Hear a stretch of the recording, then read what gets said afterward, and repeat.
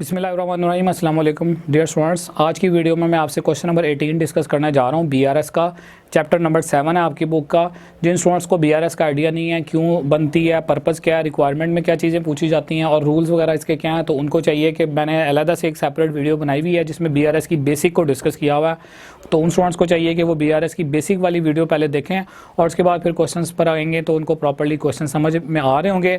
बाकी जो स्टूडेंट्स हैं जो मेरी वीडियोज़ प्रॉपरली देख रहे हैं, रेगुलर देख रहे हैं, उनको मैं कहूँगा कि इंशाल्लाह आपको जो है वो अगर कोई मसला होगा तो मैं लाजमी जो है वो फिर भी अगर कोई मसला होगा तो मैं लाजमी आपसे डिस्कशन करूँगा। बहरहाल आज हम जो है ना वो अपना आईकॉम पार्ट 1 के सिलेबस के अकॉर्डिंगली लास्ट क्वेश्चन डिस्कस करने लगे हैं। नॉर्मली रिवाइज कैश बुक के क्वेश्चन पेपर में नहीं आते, लेकिन अगर कोई ऐसा लगा कि रिवाइज का जो है वो आने का चांस है तो आपको मैं रिवाइज के भी अलग से प्रैक्टिस करवा दूंगा। लेकिन नॉर्मली अकेडमीज़ में और कॉलेजेस में जो है वो सिंपल बीआरएस तक करवाया जाता है काम। तो सिंपल बीआरएस का जो लास्ट क्वेश्चन है जी वो 18 क्वेश्चन है। तो चलिए शुरू करते हैं। मेरे पास क्वेश्चन नंबर 18 है, पेज नंबर है 264। स्टार्टिंग की जो वर्डिंग है उसमें देखिए क्या लिखा हुआ है। On 31 January 2015 a traders cash book showed an overdraft of ₹2000 eight the bank. Trader की कैश बुक शो कर रही है कि 2000 रुपया बैलेंस जो है ना वो ओवरड्राफ्ट बैलेंस है बैंक में, ठीक है, यानी कि हमने बैंक के 2000 रुपया देने हैं। On reference the book to the book the following items were noted, prepare bank reconciliation statement. तो बीआरएस ही बनानी है, पर्सन का नेम नहीं लिखा हुआ तो आप भी नाम मेंशन नहीं करेंगे, यहाँ पर मिस्टर डाल के आगे डैश शो कर देंगे। सेकंड नंबर पर आप स्टेटमेंट का नेम लिखेंगे और नंबर थर्ड पर जिस मंथ के लिए ये बनाई जा रही है। तो क्वेश्चन में जो है वो मंथ नहीं बताया हुआ, बल्कि सॉरी गिवन है 31 जनवरी लिखा हुआ है, तो इसका मतलब है हम 31 जैन को जो है वो ये स्टेटमेंट ड्रॉ करेंगे। आपने 3 कॉलम्स जो है वो यहाँ पर आगे फर्दर ड्रॉ करने होते हैं, अमाउंट का, डेबिट और क्रेडिट के लिए, और number third one is for details. तो ये 3 कॉलम्स हम ड्रॉ करेंगे। क्वेश्चन को स्टार्ट करते हैं। देखिएगा यहाँ पर लिखा हुआ ट्रेडर की जो कैश बुक है ओवरड्राफ्ट बैलेंस है, तो यहाँ पर आपने स्टार्टिंग में लिखना है जी ओवरड्राफ्ट बैलेंस एज पर कैश बुक। तो कैश बुक का नॉर्मल बैलेंस डेबिट होता है, लेकिन ओवरड्राफ्ट बैलेंस जो है वो क्रेडिट होता है। तो आप क्रेडिट बैलेंस लिखेंगे और बैलेंस की जो अमाउंट आ रही है वो है जी 2000 से, तो 2000 से इसको शो करेंगे। उसके बाद आगे कह रहा है हमें जो है वो बुक्स का पता लगा कि डिफरेंसेस आए हैं, तो आप डिफरेंसेस को फाइंड आउट करने के लिए आप बीआरएस बनाएं। इसमें फर्स्ट पॉइंट देखिएगा लिखा हुआ जी interest amounting to ₹150 had been credited by the bank in the passbook only. तो ओनली का वर्ड जब आएगा तो इट मीन्स कि सिर्फ पासबुक में रिकॉर्डिंग हुई हुई है इस ट्रांजेक्शन की। वर्किंग में हम फिर भी देख लेते हैं, एक तरफ कैश बुक ड्रॉ कर रहा हूँ मैं, दूसरी तरफ पासबुक लिख रहा हूँ, और यहाँ पर लिखा हुआ है कि इंटरेस्ट जो है यानी हराम जो है वो 150 रुपये का had been credited by bank in the passbook only. 150 रुपये से क्रेडिट हुआ हुआ। तो पासबुक अगर क्रेडिट हुई हुई होगी तो इट मीन्स कि वो इंक्रीज़ को शो करेगी। तो बैंक ने पैसे इंटरेस्ट के डाले हैं, तो फिर क्या बनता है कि अगर कैश बुक इंक्रीज़ हुई हुई है तो पासबुक को भी इंक्रीज़ होना चाहिए, यानी कि पासबुक अगर इंक्रीज़ हुई है तो कैश बुक को भी इंक्रीज़ होना चाहिए, यानी कैश बुक का जो इंक्रीज बैलेंस है वो डेबिट होता है तो डेबिट होना चाहिए।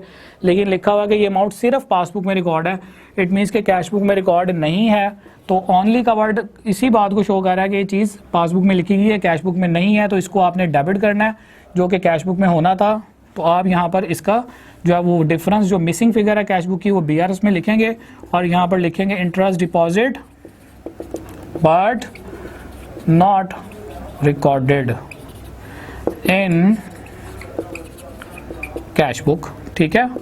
नेक्स्ट पॉइंट देखिएगा लिखा हुआ जी bank charges amounted to ₹25 had been debited by the bank in the passbook only. फिर दोबारा ओनली का वर्ड आ रहा है, बैंक चार्जेस का वर्ड आ रहा है। तो बैंक चार्जेस का मतलब है कि बैंक ने हमारे अकाउंट से अपने चार्जेस के पैसे काटे होंगे, तो पासबुक को कम किया होगा, और पासबुक जब भी कम होती है हमेशा डेबिट होती है। तो पासबुक अगर कम होती है तो सोलन कैश बुक को भी कम होना चाहिए, यानी कि क्रेडिट होना चाहिए। लेकिन लिखा क्या हुआ है कि ये जो है वो सिर्फ पासबुक में रिकॉर्डिंग हुई है, इट मीन्स के कस्टमर को नहीं पता अभी, तो कस्टमर ने रिकॉर्डिंग नहीं की। ये चीज़ चूँकि कैश बुक में मिस है, लिहाजा आप 25 से जो यहाँ पर क्रेडिट होना था उसको आप बीआरएस में इस डिफरेंस को शो करेंगे और स्टेटमेंट में लिख देंगे कि जी बैंक चार्जेस जो है वो रिकॉर्ड नहीं हो सके थे, were not recorded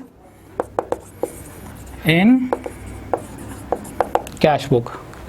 next point देखिएगा, लिखा हुआ in outstation cheque for ₹155 banked on 29 January but not yet collected, यानी कि एक आउट ऑफ सिटी से चेक आया था 155 रुपये का, बैंक्ड बैंक में आ चुका हुआ है बट नॉट येट कलेक्टेड, अभी तक बैंक ने इसको जमा नहीं किया। तो इट मीन्स कि हमें पता लग चुका होगा, हमने अपनी कैश बुक को इंक्रीज कर लिया, पासबुक को उसूलन बढ़ना चाहिए था, क्रेडिट होना चाहिए था, लेकिन कलेक्ट बेसिकली बैंक ने करना होता है, लेकिन कहता है बैंक ने कलेक्ट नहीं किया, यानी कि इसको क्रेडिट नहीं किया, पासबुक इंक्रीज नहीं की, ये पैसे जो है वो अकाउंट में ट्रांसफ़र नहीं किए।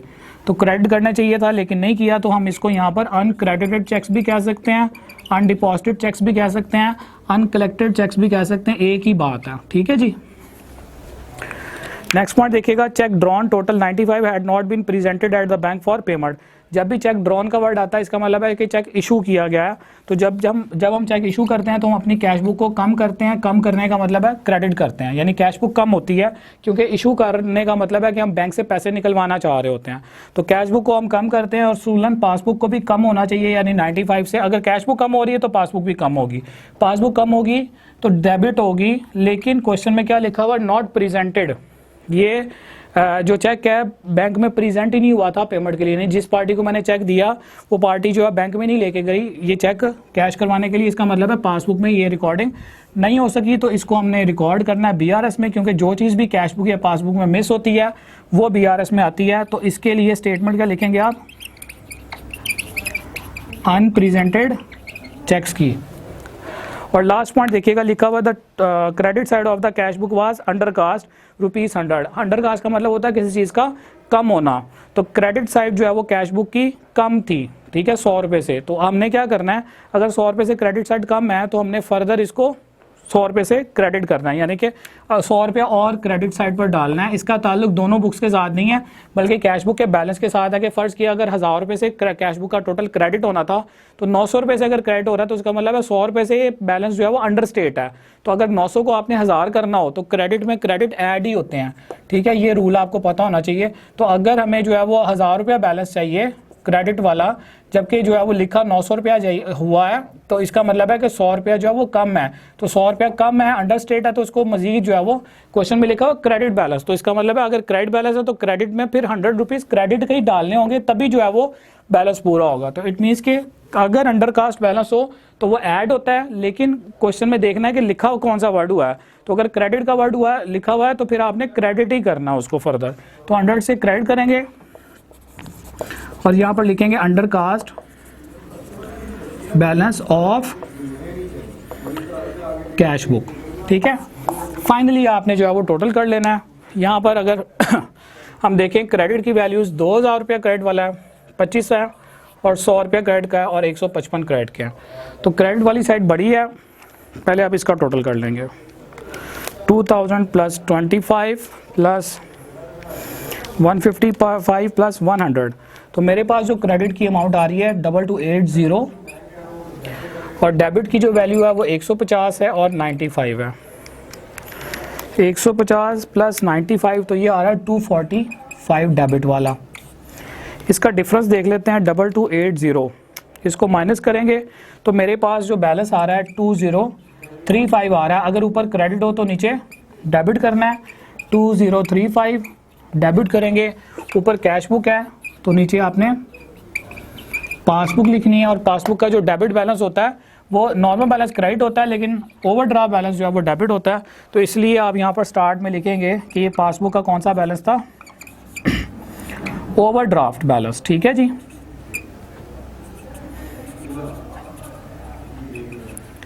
As per passbook. तो ये था स्टूडेंट्स हमारा क्वेश्चन नंबर 18। आई होप कि आपको ये क्वेश्चन समझ में आया होगा। अगर आपको कोई मसला आता है इस चैप्टर में तो आप लाजमी मुझे बताएं, अपने कमेंट्स में लिखें, इंशाल्लाह मैं उनका आंसर दूंगा। नेक्स्ट वीडियो में मैं इंशाल्लाह आपके साथ एक नए चैप्टर के साथ हाजिर होऊंगा। तब तक के लिए आप मुझे इजाज़त दें जी, अल्लाह हाफिज़।